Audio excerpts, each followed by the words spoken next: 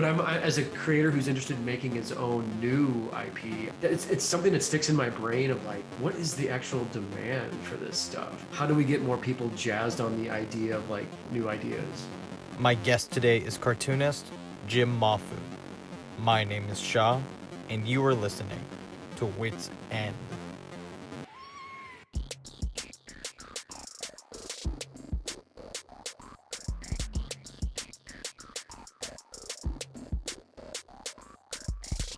Today, I'm reuniting with cartoonist Jim MAHFOOD, aka Food One. You know Jim MAHFOOD, Clerks, Girl Scouts, Tank Girl. He's done work all over in his distinctive gonzo style. I've talked to Jim before. I will link his other appearances in the description. Definitely check those out if you haven't. This episode, I'm talking to Jim about his 6-issue series from Image Comics, Girl Scouts Stone Ghost. Jim doesn't put out too many series, so it was exciting to be able to talk to him about this book. I wanted to say thank you to everyone who checks out Wits End. Whether you've been listening from 2019 or you just found out about it today, whether you've been listening since 2019 or you just found out about it today, I am grateful and happy to have you on board. Everyone's information is in the description of the episode, but you will be able to hear my conversation with Jim MAHFOOD right now. Chaos ensues. The last time we talked about conventions, and those were not happening. Do you have anything coming up, or have you been going to conventions pretty regularly? I got back into it last year in September. I did my first show at Lexington Comic-Con because one of my best friends, my buddy Justin Stewart, who I sometimes work with, he colored and lettered Girl Scouts, Magic Socks, and my Miami Vice remix comic I did with Joe Casey. Anyway, he helps run the Artist Alley at that show. So I went out and did that. And then in October of 2021, I did New York Comic-Con, which was like back to full scale, 80,000 people, mandatory vax card to get in, mandatory mask the whole time you're in there. And it went really, really well, man. So, and then in December, I did Seattle Emerald City, which was also great. Right. So this month, next week, I'm going to North Carolina for Heroes Con. And then I've got Emerald City, New York, and I have 3 international shows towards the end of this year. Oh, man. Argentina, Denmark, and Singapore.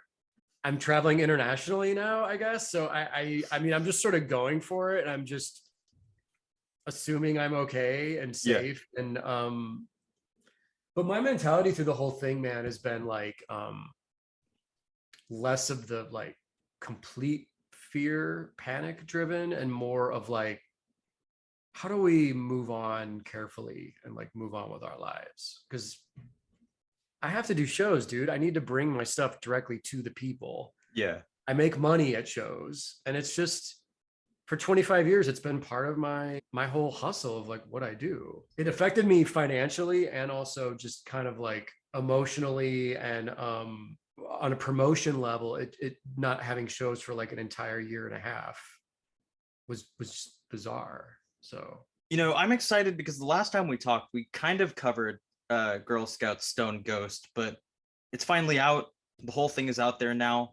It's crazy because you don't put out series that often. So to see something that's just like each month for 6 months is a MAHFOOD book, you know, written and drawn and everything else, is pretty cool to see. I was wondering, did you learn anything from this book that you didn't know for the last Girl Scouts, Magic Socks? It did feel really great to have 6 months of new content coming out in comic shops, by the way. Like what you mentioned, like that is a great feeling, knowing like, hey, my work is available for this half of year. You know, this is what I've produced. The thing that I learned with this one was I took on all the duties, including coloring and lettering. So this was my first full-blown comic series that I actually colored on my own. I've lettered in the past, but I've always worked, like I mentioned, Justin Stewart, I've always worked with him on like bigger projects. So going into it, knowing I was writing, penciling, inking, lettering, and coloring, I mean, I knew schedule-wise there had to be a strict discipline going into this, knowing like once the first issue comes out, I don't want to risk any sort of lateness. I don't want to upset retailers. I don't want to piss off fans. I have to know that I'm going to deliver 6 in a row in the can. And that's what I did. But there is a certain level of like planning and making charts and graphs of like scheduling for yourself, knowing how long it takes my designer to put the guts of the book together, add the logo onto the cover, design the letters page. I still had like an old fashioned letters page in each issue, which I I love. love that. That's my that With that is my favorite part of the book. Not to oh, like cool. Yeah, throw no, your not to throw like the 6 issues of hard work that you put into making this comic, but I just love letters pages, and I love that you took.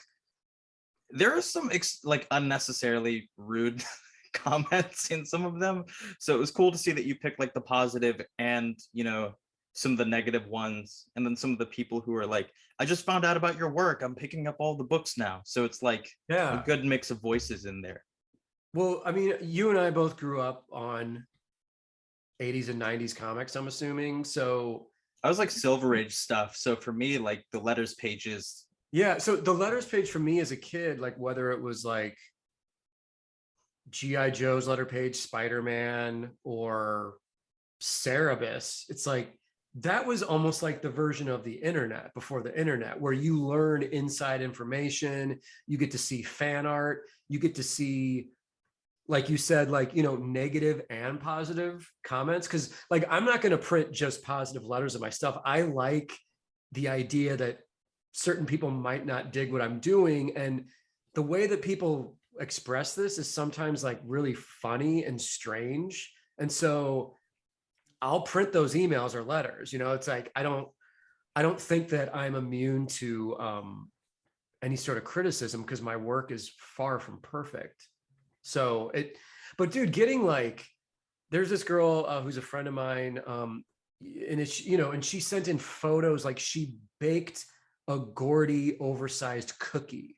I saw that, She yeah. took the octopus character Gordy and like made a cookie out of it and sent me these great photos. And I was like, okay, this is what a letters page is for. It's like, look at these fans, look at this fan art, look at the awesome enthusiasm we have going for this weird eclectic stuff I'm doing. So it creates, like a cool community vibe. And my friend Carmen, my designer, Carmen Acosta, she did a great job with laying out all the letters pages, because I basically just sent her all the letters, my responses, all the images, and say, we have 2 pages, put this together, like make this work, please. And she does a really, really great job of all of it. And she also designed all the ads in the back of the book. So for me, man, I like, an image allows me to take control of all 32 pages of my book. Like, you don't have to run their house ads if you don't want to. Yeah. So from cover to back cover, man, I want the whole $4 product to be my work, my world, including ads for my other projects, shameless promotion, letters page, images of the variant covers that you might not be able to get, but I at least want people to know that they're out there, a cover gallery, basically. And just this all inclusive package of like my world. Like, that's what you're getting for 6 months in a row on the newsstand. And that's an exciting thing. I get a lot of responses from people telling me that they're waiting for the trade, which is fine. The trade actually comes out next week on June 22nd, which is cool. Oh, nice. And we pack that with extra bonus goodies. There's a behind the scenes sketchbook and all this other great stuff. But there's something about the romantic idea of still the floppy monthly comic that I really like, even though it might be a slightly outdated thing to have. Nah, that. I don't man. know. No, I think don't know. it's like you were talking about the trade, and I'm falling back on that now. Like, I would prefer to just go into a dollar bin and pick up random issues of like Ann Nesenti, John Romita Jr., Daredevil. That's Even how though I am, man. That's it's how like, I am. and I mean, like Girl Scouts, I think is the first like modern book that I picked up in like 2 years. Oh wow. Thank you. It's like Yeah. just in single issue. I think the last one was a Chaykin book. It was like a Chaykin Spider-Man comic, and I picked that up. But there's just something about it, like it made me excited to read comics again. Like going into a dollar bin or getting that like monthly book, there's just something about it where it's like putting a puzzle together a little bit. Yeah, yeah, You know, you can like, even if you start on issue 3 or something, I think a lot of us started out of order. And the fun of it is either having everything put together, or you read issue 3 and then you like wonder what happened before, what's coming after, and then you get to fill in those pieces. I just don't think anything else has that. I mean, other than music, maybe. totally. Yeah. With monthly comics, I mean, again, I guess going back to my childhood, there was always this playful energy about it, especially coming from the story and the letters page, that I don't think modern Marvel and DC comics necessarily have. It seems more of like a cold, static product they're putting out now. And I kind of want to do the opposite of that and make this be like, hey, you should join our fun, weird club that we're all part of here. Even though the book is strange in its own style, its own delivery, hand lettered. It's like this, we're doing something really different over here that I think could be enticing to people, you know. Is it a conscious choice for you when you're doing something? Because there are a lot of serious themes in this book, a lot of heavy themes, you know, loss, and there's a high body count in this book too, man. There's like a lot of people die in very gruesome ways. Like, is it a conscious choice, or is it just how you, is that just your voice when you're making something? This is just what comes out.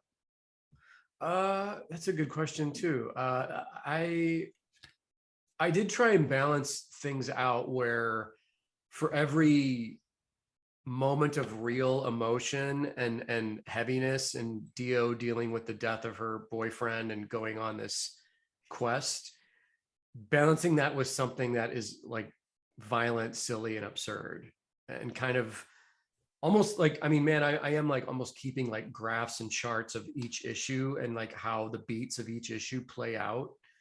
And I'm also a huge fan of like, you know, B movies, schlock movies. And so I think a lot of that seeps into my work of like, you have cheesy one-liners, ridiculous over the top violence, but then you still might have like a legitimate character moment, or a character that you care about might die. And it's kind of like, oh shit. Oh, okay. Well, that happened. And then it, you know, it kind of ebbs and flows in hopefully a rhythmic way that makes sense. And you know, you're also, when you do 6 issues, you're also balancing like the ebb and flow of what happens throughout all 6 to make that coherent story. And I consciously, and you know, ending each issue on a cliffhanger, you know, and making people want to wait those 30 days for the next issue. That's something you don't really get when you get the trade. I mean, the trade's cool because you can sit in an afternoon and read the whole story in one fell swoop, which is great. But when you are doing the monthly thing first, I as a creator have to think of like, what's the 6 issue series and the big story, but then like, how do I make these work as 6 individual, you know, periodicals that want to get people back to the shop in 30 days. You know, getting people to go out and buy something in a retail store is like a tricky thing to do, even if it's just $4. So it's like, you got to kind of almost plant that seed of like, what's going to make them say, holy shit, and want more of this, you know? And part of my thing too is a lot of the responses I got, which were in the letters page, but also in comments I got, were people saying, I have no idea where this story is going. Like, I have no idea where you're going with this. And I like that. I like that it's a very strange story. And the journey I take people on is a not traditional path, I guess. But I take that as a compliment when people are like, I couldn't predict what was going to happen next. Like, you know, suddenly we have a whole issue of the characters being in a dream. Then we have an issue of people like street fighting and tons of people being brutally murdered. There's a guy named Satan spelled backwards in there who just kills everyone, but he also really likes, you know, food. Yeah, and he actually likes Dio too for some reason. You know, he cares for Dio and her mission. But Yeah, you know, it's funny to, I just make the stuff keeping my, I have to keep myself entertained while I'm spending countless hours making this stuff. And then when you put it out and it goes into the world, it's just like this weird thing of, oh shit, like I hope, what have I done? What have I, oh, well, it's, it's at the printer. Like I'm not gonna, you can't stop the presses. Like once it goes out, man, it's not really like yours anymore. It becomes this other thing. It becomes like, now it's in the world, and now I don't like, my hands are sort of like clean of it. I have to take responsibility, of course, but when you work on something, it's kind of like your own private little secret, and it's way more intimate. And I will only send some pages and stuff to close friends of mine to get their feedback. Like, hey, am I on the right path here? Whatever. But then when it goes out, it is this strange feeling of removal. It's not sad, but it's like, I've heard the cartoonist kayfabe guys talk about it, where they're like, yeah, once the book comes out, it's just this weird separation you have of it, where it's like, okay, that's over. I guess I just move on to the next thing. And that's, Yeah. you keep doing, you just keep moving on to the next thing, because this thing is out in the world. It's not yours anymore. I think, oh, I wouldn't say need. I feel like I don't like the word fan, to be honest, but like some fans, I feel like kind of treat things as they objectify creators and people in a way, or creators and projects, where it's just kind of like, you're here to make something, and then once you stop making something, they're like, but where's the next one I must feed? And Oh yeah. it's Yeah. kind of like, there's not that much time to just kind of appreciate that thing you made, where it's like, one's out, okay, on to the next one. It's not like, hey, look at this thing I made. Yeah. I don't know if that's a cynical or a, Well, no, you're like right. a darker way to look at it, but it just feels like the more people I talk to and putting stuff out, like even I've put out stuff where it's like I just kind of detach from it and then don't look back. What's the next thing? Yeah. And I mean, the problem with comics too is it's like, it just takes so damn long to make the stuff, to make the product, that Especially from, and I didn't mean to cut you off, but especially from your perspective, where you're, writing, drawing, doing all of it instead of just like one piece. yeah. And hand cutting all the zipatone on each page and scanning each page, because I still work on paper. So I have to scan all the originals, and it's all part of the process. But comics in general, it's just a very labor intensive art form. But the beautiful thing is, it's a singular art form. If you want it to be, you can be a guy who just writes and draws, creates his own universe, manifests it into a product, put it out into the world. That part of it is so pure and beautiful. I love it. I mean, it's kind of what keeps me going back to the form of like, I just want to tell my own stories, do my own drawings, and create my own stuff. So this is a perfect venue for that. It's just what you were mentioning earlier with the way people consume things. We live in a scrolling culture now of like, on to the next scroll through Instagram, on to the next hit of dopamine, of spending 2 minutes on Facebook, whatever. And so people are consuming shows and entertainment and storytelling that way, including comics, where it's like, cool, enjoyed your new series. Like, what's the next thing? It's like, well, it's going to take like a year to make the next thing. And then you will see it, but I'm back in the lab now. Like, I'm literally back in the lab right now. I'm working on new stuff. So it takes time to make this kind of stuff. So I'm not sure if, like, I know you know that, but I don't know how many fans of comics that don't write or draw. They're just comic consumers. I don't know what their understanding is of like the actual time and process it I takes. think if you make this, I think if you make these things, no matter which part you're on, or if you do them all by yourself, you're just a little bit crazy. So to be honest, I can't really speak to that. I don't know like what it, I can't just consume. I think we all kind of have that itch to like, even if it's just writing something or Yeah. Yeah, I don't want to make it about me, and we'll move on because I do want to talk about the book. It's like, you do all of your stuff. I write and do character designs and do layouts and then send it to someone like Ken Landgraf to do, some artwork. Yeah. Making something is way more satisfying than just sitting there being like, feed me. And Right. then Yeah. I don't know. Yeah. And it also makes you like, I consume media and I consume comics and stuff like way more different because I am making it. So like, I'll read a comic and then I will actually spend time with it and then go back, pour over all the artwork, study the storytelling, look at the backgrounds, look at the coloring, look at all the decision making that's going into making a comic. And then that hopefully inspires me to get back to my drawing table and make more stuff. So it's a whole cyclical process of like, I'm always wanting to, get new inspiration, buy new books. I mean, that's kind of a thing for all of us. It's like, how much of this stuff do I actually need in my life? Because I keep buying comics and books.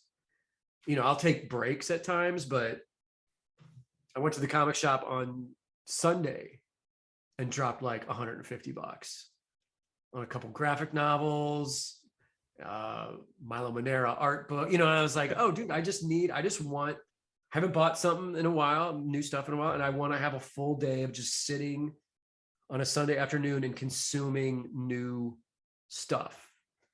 So, it's just like that feeds into what I'm going to make.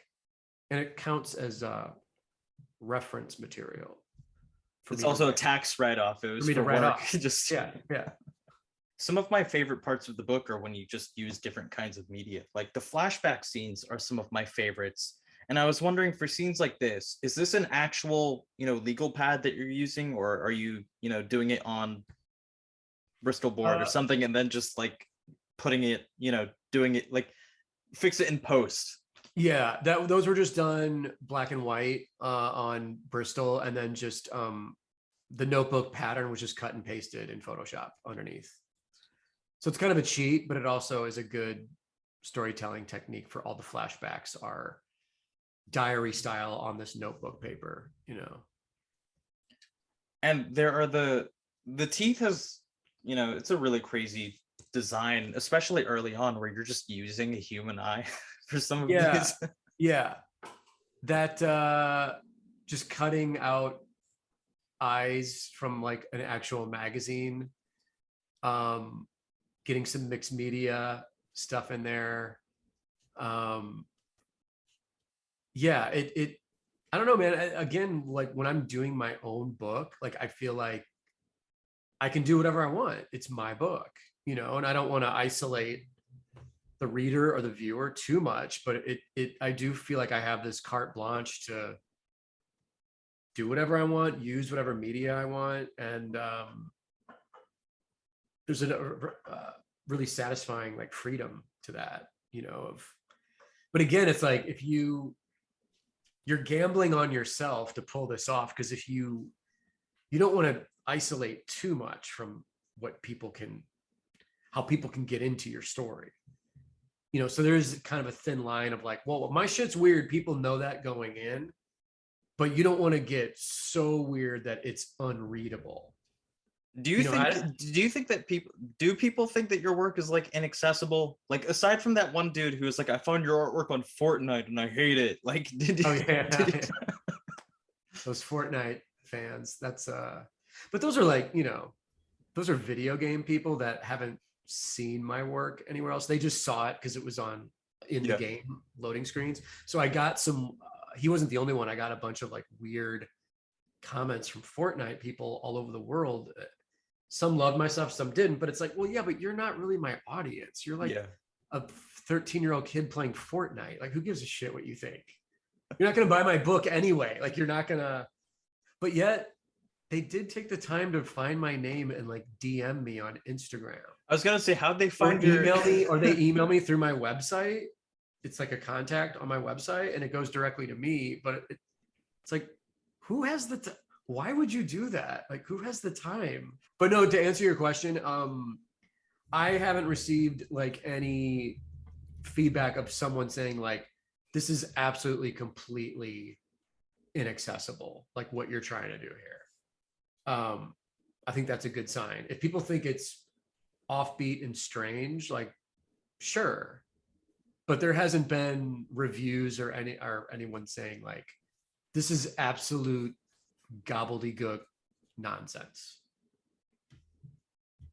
So I take that as like I'm going in the right direction, I guess. But I'm the first to admit it's like, yeah, I'm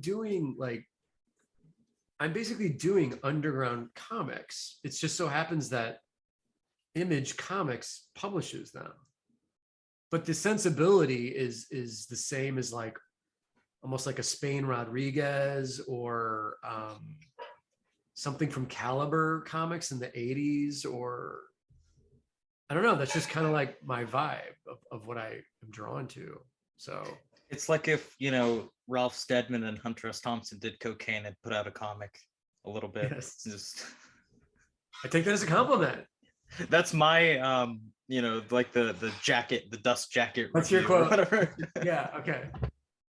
Speaking of quotes, I got incredible quotes for the trade from like Rick Remender, Sean Murphy, Ed Piskor, Jim Rugg, Scotty Young.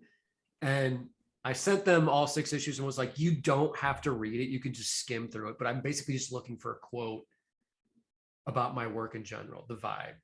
And the quotes I got back were so amazing and complimentary that I was like, oh, I'm doing great work. Like, if someone doesn't like it, like, fuck those people. Rick Remender just said such and such.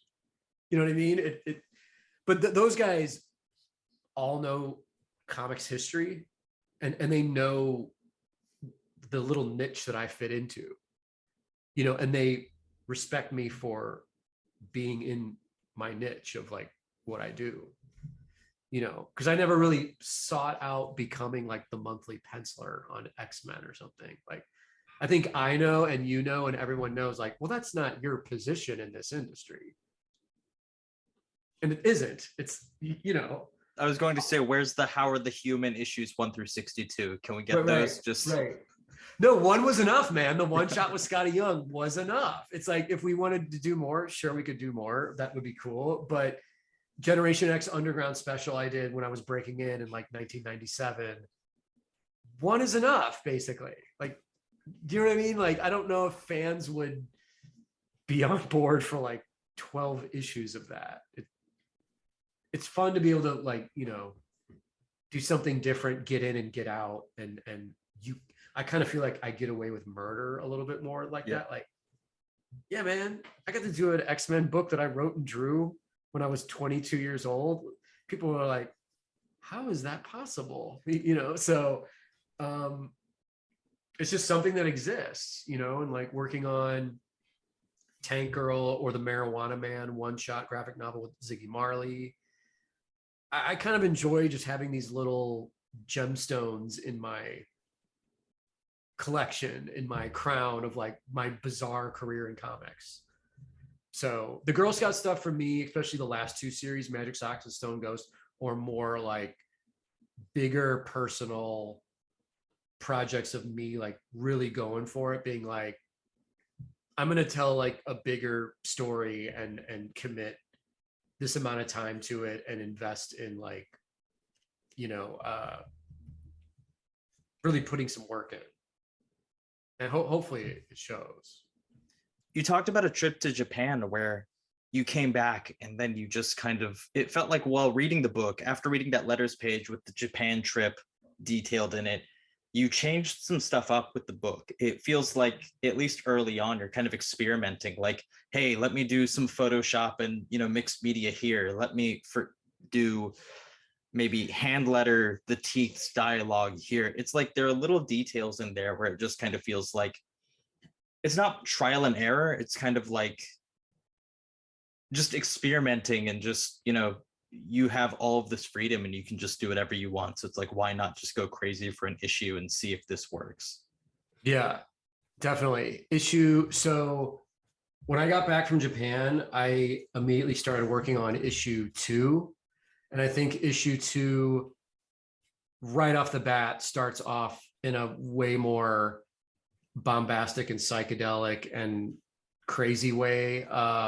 Nodis, that character, gets introduced in issue 2, and the way he shows up, and then it goes to black and white, and he's just, you know, brutally murdering everyone. And but yeah, I think for me anyway, there's a noticeable difference between issue 1 and 2. And 2, I think, sort of sets the tone for the rest of the series then. And then it just becomes like, okay, this is no holds barred, especially visually. I can do whatever I want. I can do sections in black and white, sections in color. We have the flashbacks with the yellow notebook paper.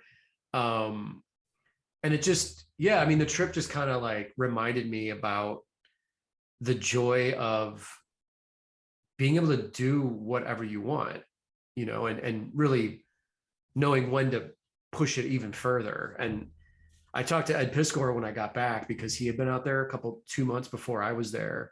And he introduced me to a lot of the people I wound up hanging out with. But we both kind of had the same experience of like, oh shit, man, like you can push your stuff way further. That's when he started really working on Red Room, and was going, you know, and Red Room is a very specific, like no holds barred, over the top piece of work, obviously. And, you know, he was like, oh yeah, dude, I mean, seeing what some of the Japanese are doing over there, it just gave us, like, it just gives you license to really do whatever you want to do. And I feel like nothing is too crazy after seeing some of the stuff I saw over there. I was like, American comics are not pushing it far enough. Like Spider-Man is not doing it for me. Yeah, I mean, well, and that's a whole other thing, but like, especially when you see our mainstream monthly floppy comics. I went into a Western style comic shop when I was over there. There's not many of them, really small, and they had all the American monthly comics. And flipping through those after looking at manga for like 2 weeks straight, I was like, there's no comparison. Like, manga is so much broader and more open-minded and crazier, and like there's just so much more you can do. And America seems to have, mainstream American comics seem to have really like restricted themselves. I don't know how that happened, or if it relates to the properties all being licensed and movies and all that shit. We don't have to talk about it, but it's like, I don't know where these shackles came about to restrict things in such a way. It's strange. You know, and you mentioned earlier the Ann Nocenti, John Romita Jr. Daredevils.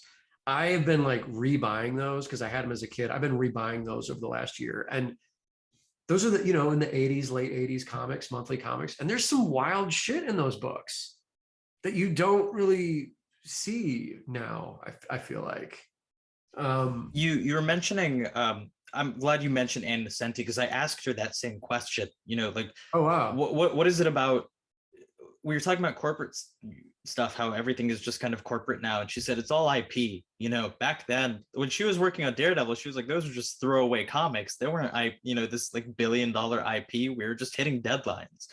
And I think a lot of it is like, you know, Spider-Man and Batman on cups and toothbrushes and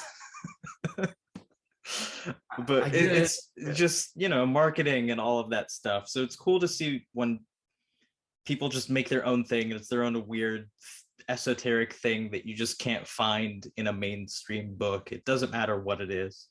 Yeah, it's my big dilemma is like, okay, you and I like that sort of thing. What is the audience for that though? Like, is there a large number of people out there that are really hungry for that, or are people just waiting for the next Disney Plus Marvel or Star Wars show?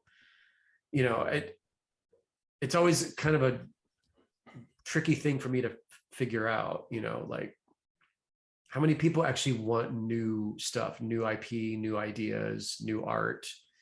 Because there's a familiarity and a big nostalgia part of our pop culture now of like, remember how much you loved this?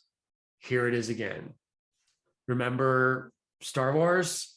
Here's 10 more Star Wars shows. You know, it's like, yeah, they're just going to keep milking all this IP for until the end of time. So, but as a creator who's interested in making his own new IP, I'm always it's something that sticks in my brain of like, what is the actual demand for this stuff? How do we get more people jazzed on the idea of like new content, new ideas? I don't want us to cover the social media thing because we talked about that last time, and if people are that curious, they can just go and listen to that conversation. But Definitely. um, Definitely. just we don't need to, go over old ground. It seems like you set everything up by the end of it to where it's like, hey, the next one's coming, but we don't know when.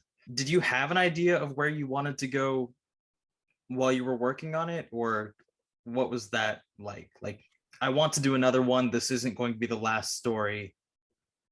Yeah. Let's move forward from here. Yes.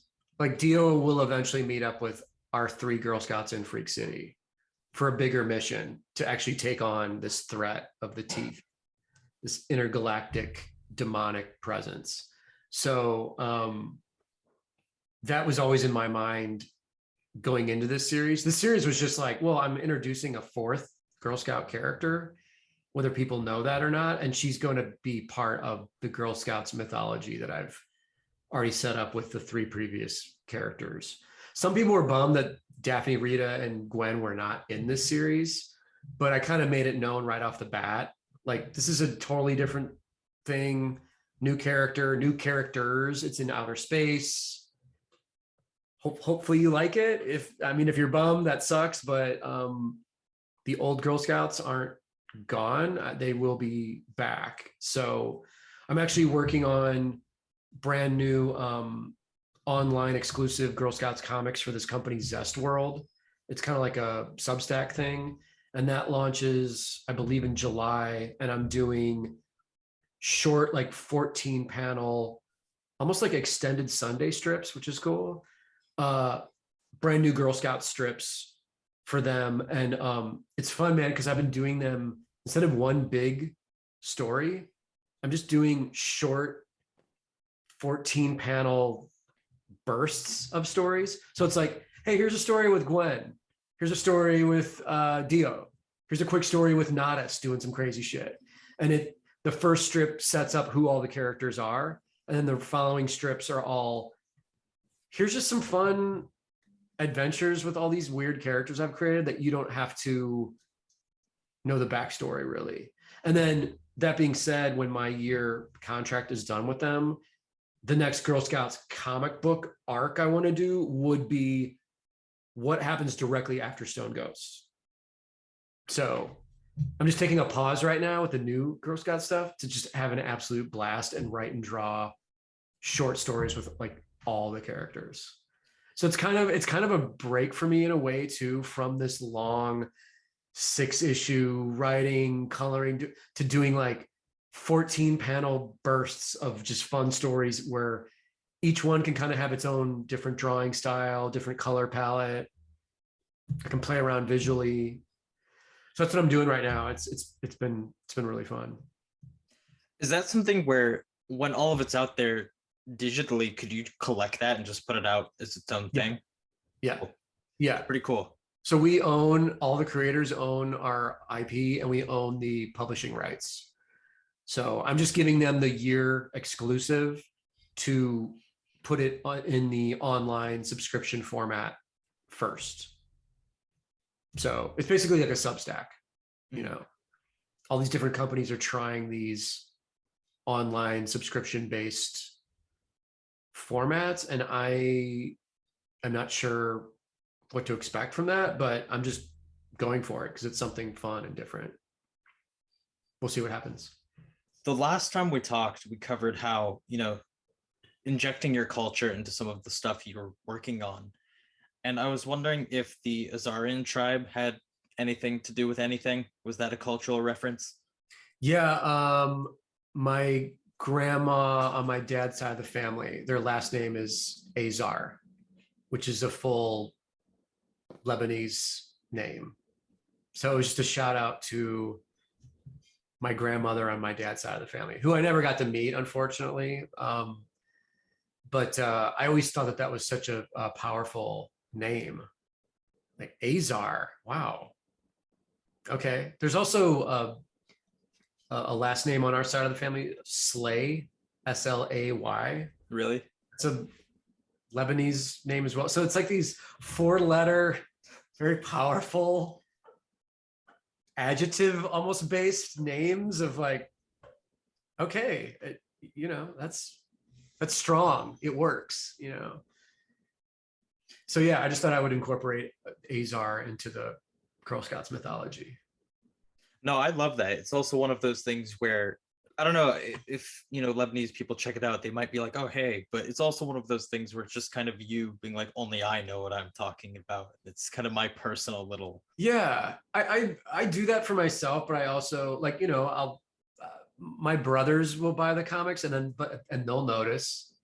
They'll be like, is it Azarian? What? Is just a shout out to grandma? I'm like, yeah, and they're like, oh, that's awesome. So it's for me and 2 other people is what I'm saying. Yeah. And I don't know if I guess you picked up on it, but I don't know how common or how known that Azar is known as a Lebanese name, but there's stuff like that I like to kind of sprinkle into the books, I forgot to mention, like in my book, I had a planet named after you, and 1 person caught it. So you hit me up about that. I was flattered. 3 came out. Oh shit! No, I don't have that. And then Ken Landgraf sent in some art for 4, so that's going to be really cool. I like that he's had like a resurgence. It's like all these underground independent people that are kind of like going back and rediscovering his stuff. Like I have that Wolverine story he did. There's a treasury of it that I really want to get. It's the first solo Wolverine story. I picked up that Apocalypse 5000 thing he did, which is like a post-apocalyptic freedom fighter type story, which is so cool. Like I love that people are finding these like 80s 70s 80s underground people and bringing them back, like you mentioned. It's like him and Shaky Kane, and I don't know if it's because of kayfabe, but it's like there's these older dudes that seem to be having like a resurgence, and it's awesome. I love it. I mean, I know you love it too, so it's reassuring to kind of know like, hey man, there's still room for everyone in this, in the scene. It's just letting people know, creating awareness or whatever. But one of my favorite things is like when people care about the history of where it's like not just the IP, like they care about the people making this stuff. And when people if they go to a creator for a commission, or they just like go and dig out all of their old work, it's just exciting to see like you can outlive your generation in a way. Oh yeah, for sure. That is, and last time maybe we were talking about social media and whatnot, but I mean, one good thing about where we're at now culturally is we have the opportunity to bond and create these really strong niche communities. And comics seems to be going through almost a renaissance right now of guys that are into the history, the kayfabe scene, their fan community, everyone doing podcasts, like kind of like what you're doing, interview shows, Comic Tropes YouTube show. Chris is a great guy. And it just seems like there's been kind of a resurgence available because of the internet, because of social media, of all of us guys and girls sharing this intense like passion for it. And I'm the same way, man, where I'm like, I don't want to just talk comics. I want to talk comics with people that know like the history and know their shit. Because it's exciting. Like you can't talk about this stuff with your family or normal people or your friends that aren't into it. It's a very, very specific thing that you only have the opportunity to talk about with certain people. And that's it. And when you find those people, it's like, you kind of want to hold on and be like, oh shit, we're in this together. Like, let's share our passion, And I kind of, to circle back with Girl Scouts and Stone Ghost, I almost feel like the people I'm making my comic for are those kind of people. It might not just be your average Joe Schmo that walks into a comic shop. I'm not trying to exclude anyone. I think they can get it too, but it's kind of like, hey, for the people that remember Spain Rodriguez, Shaky Kane, those kind of guys, you might dig what I'm doing, because I feel like I'm maybe the 2022 version of that in a way. It's something that people could pick up on, or again, if you're just a casual observer and you just like my art, the book's for you too. You were talking about, going to the shop and just buying a bunch of stuff. I was wondering what you've been checking out, whether it's comics or music or films, whatever. Yeah, what have I been checking out? I have to almost look over at my pile. I bought the did you see this? I'll just grab it real quick. Sure. So Marvel put out something really cool. I'm not sure if you saw it, but it's big old trade. Yeah, I did see that. 1962. Yeah. Dude, this is awesome. It's literally every comic that came out in 1962 from Marvel, including Amazing Fantasy 15, the first appearance of Spider-Man. So the Fantastic Four issue from June of 62, I should say. So it's like the FF book that came out that month, Thor, Journey into Mystery, and it's just really well put together. And in the back, there's like an artist edition, scans of the originals type thing, Jack Kirby stuff, of course. I got this on Sunday, and this was I got the Milo Manera Gullivera, the female Gulliver's Travels. This is a new hardcover humanoids edition, super sexy, erotic, like prime time peak Milo Manera. My buddy Ben Snake Pit has been self-publishing and doing autobio comics for like the last 10 to 15 years. This is an awesome collection. It's called 100 Columns for Razor Cake by Ben Snake Pit. Complete comics from 2003 to 2020. Just his daily adventures of being a punk rock guy, being in bands, drinking beer, living in Texas. He's great. He's great. So that stuff, and what else have I been? I've been looking at a lot of Shiro's stuff lately. Obviously Ghost in the Shell, the Orion series he did that Dark Horse translated, Masamune Shiro. Been kind of on a kick with his stuff lately. And I also, when I was in Arizona a month ago, I went to Todd McFarlane's studio. He wasn't there, unfortunately, but Tom Healy, his main editor in chief, was there and gave me and my buddy a tour. And he gave me, I'll just have to grab one, dude, but he gave me these things are ridiculous. They're like, it's like a fucking phone book. But there's those like black and white ones. The Spawn Compendium, they're full color. But dude, it's like, that's home security right there. It's the complete McFarlane Capullo issues, and there's 2 volumes of this. So I just went out there for a signing, and I had like just my backpack as my luggage. So like I convinced Tom, like they had to ship these to me because I'm like, dude, I can't travel with these. They're like it's like 100 pounds of. So I've been looking at McFarlane. I didn't buy these when they were coming out, man. So like I was done with Image when this stuff was coming out. So I'm sort of seeing some of this for the first time, and it's like it's wild shit. I don't know if you've looked at these comics, but it's the peak Capullo era with, I guess, Todd still writing and Todd inking some of it, and it becomes like just crazy, like nuts, awesome looking wild shit. It's just something that I normally might not have in my collection, but it's just wild shit, man. It's cool. I like it, looking at it. It's a good consolation prize for not actually meeting Todd McFarlane. I know, I was totally bummed that he wasn't there, but Tom is a fan of mine, and I did these for Girl Scouts Magic Socks 4 years ago. There was a Spawn month, a Spawn 25th anniversary month where everyone was doing variant covers on their own books with Spawn. So I had a variant cover of Rita spray painting a Spawn head on a wall, and Tom had a black and white and full color version of both books, CGI graded and hanging in his office where Todd also goes and hangs out in. So I was like, oh, you have my shit? And he's like, yeah, McFarlane sees your stuff every day. He loves it. I'm like, okay, but wow, cool. So I've met Todd a couple of times. He's a really good guy, good dude. But just the fact that my shit's like hanging in their office, that made me feel awesome. I was like, oh, I won. I'm the big winner. You made it. McFarlane has to see my shit every day.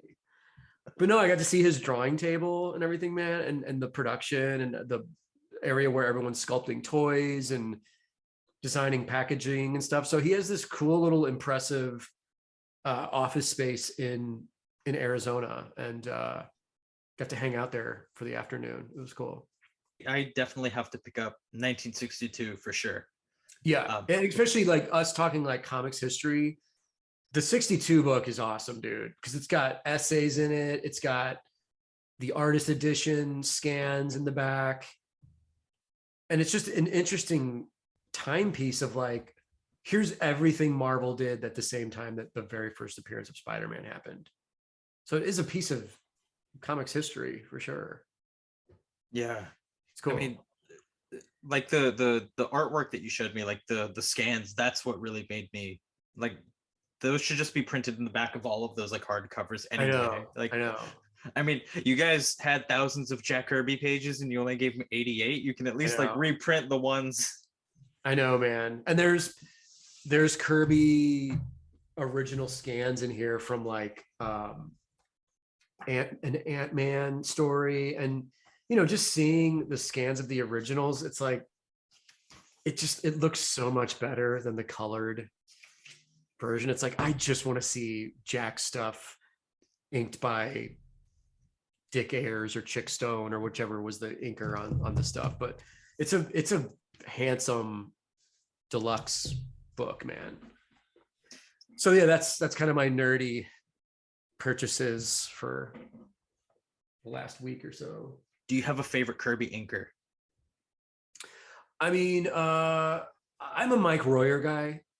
I mean, he's my go-to just because I think he was, you know, it's known that he was the most faithful to Jack's pencils. And he also inked my favorite era of Jack, which is the early 70s Fourth World stuff. I mean, I don't think you can touch the actual, what they did on New Gods. And, you know, well, the first couple issues of New Gods were inked by Vinnie Coletta, right? Everyone's least favorite Kirby. I can't hate on him though that much. Like, I don't know. That's another conversation. It's a whole other conversation. But what I'm saying is, I'm a Mike Royer guy just because I think he was the most faithful to Jack's vision, and his stuff just looks great. And the fact that he was also lettering most of those comics too is, oh, this guy was putting some serious time into these boards, and he lived in California, and, you know, Jack was kind of, I think, overseeing what he was doing. So there's some stories of, you know, Jack being like, I think Mike beautified a female face at one point early on. And Jack was like, don't ever redraw my shit. Like, don't ever do that. And he's like, okay, I'll be completely 100% faithful. You know, he learned early on. Because Jack was getting his, like, you know, they were cutting, pasting Kurt Swan Superman heads onto the Jimmy Olsen book and all this bullshit he had to deal with.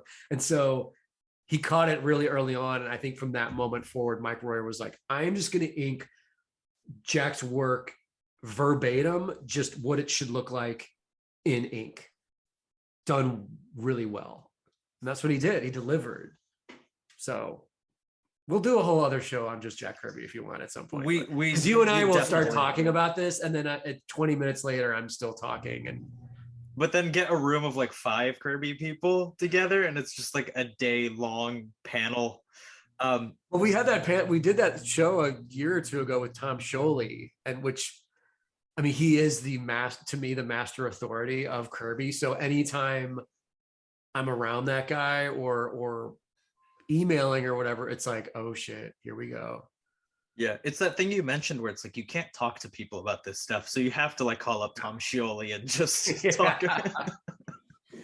We talked for like 2 hours just about Jack Kirby, and I'm sure, you know, if he has the time, he'd be like, yeah. But is there anything that you think we left out or anything that you just want to throw out there? I think we covered it. I mean, I'll plug it one more time, but the Girl Scout Stone Ghost trade paperback, Image Comics, June 22nd. All 6 issues, every single variant cover, bonus sketchbook section with unreleased art. And my designer Carmen, once again, like did a killer job on putting it all together. It's a handsome package, man. It's over 200 pages. And I'm really proud of it. I should be getting my comps actually in any day now. So that's always fun. Opening up the boxes, like, what does the work look like in real life? I love it. Yeah. And then, the Girl Scouts adventures continue in July, zestworld.com for, I think it's going to be bi-weekly doses of new comics from me. So check that out as well.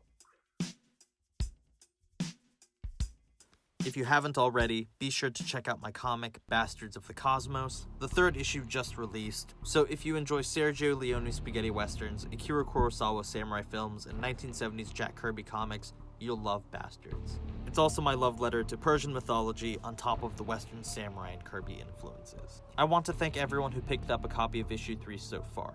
If you haven't already, get one from the Wits End Big Cartel while you can. With that said, thank you for listening. Take care, stay safe. Chaos ensues.